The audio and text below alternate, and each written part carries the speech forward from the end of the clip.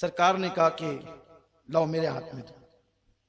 कौनैन को देने वाला दाता जिसके हाथ हमेशा ऐसे हैं, वो हुसैन को लेने के लिए यूं करता है, लाओ मेरे हाथ में दो।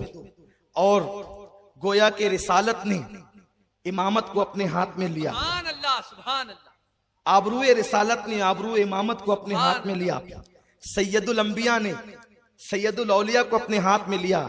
ए दिल बगीर दामने सुल्तान औलिया यानी हुसैन इब्ने अली जान औलिया, औलिया की जान अंबिया की जान के हाथों में है।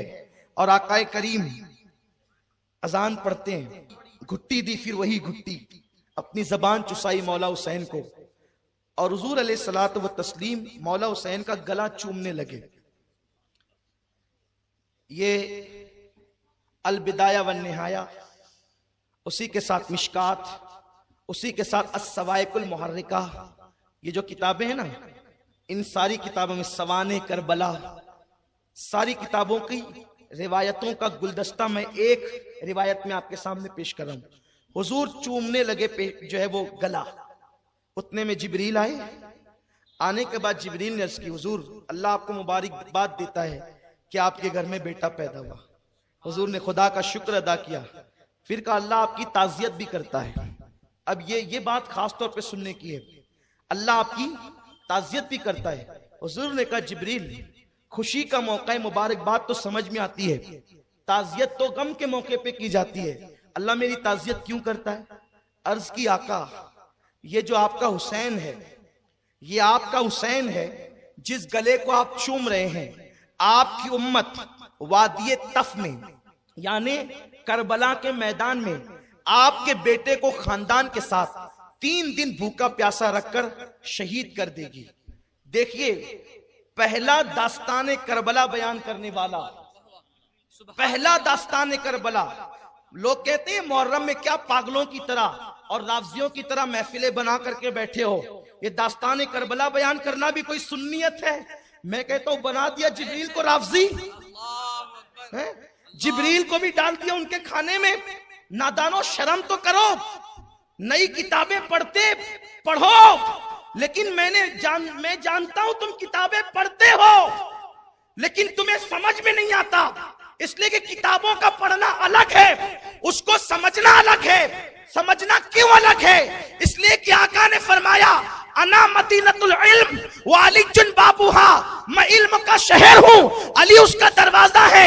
अब इल्म जिसको लेना है वो दरवाजे से आया करे, तो तुम्हारी दरवाजे से पटती कब है जो तुम दरवाजे पे आओ, और जो दरवाजे पे नहीं आता वो शहर में दाखिल ही नहीं हो सकता। इसलिए तुम किताबें पढ़ते हो लेकिन समझते नहीं हो। अगर समझना है तो पहले आओ, अली की खैरात लो।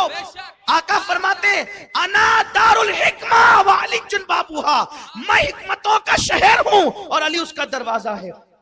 अरे हर जगह दरवाजे से आते हैं, और जो शरीफ लोग होते हैं वो तो दरवाजे ही से आते हैं। जहां शराफत होती है वो तो दरवाजों से ही आते हैं। गैर शरीफ खुदा जाने कहां कहां से आते हैं, ये तो वही लोग जाने, इसलिए कि हमने कहीं और से जाना सीखा ही नहीं है। नबी ने फरमाया दरवाजे से आओ, तो हम नबी तक भी दरवाजे से जाते हैं, और खुदा तक भी दरवाजे से जाते हैं, और अपने और सबके घरों तक दरवाजे से जाते हैं, क्योंकि नबी की सुन्नत यही है। पढ़ते हो, समझते नहीं। जिब्रील सबसे पहला करबला बयान करने वाला है। और फिर आका अलैहिस्सलाम ने जब दास्ताने करबला वाक़े होने से पहले, अभी करबला वाक़े नहीं हुआ, अभी करबला को वाक़े होने 53 साल का अरसा बाकी है, निस्फ सदी बाकी है।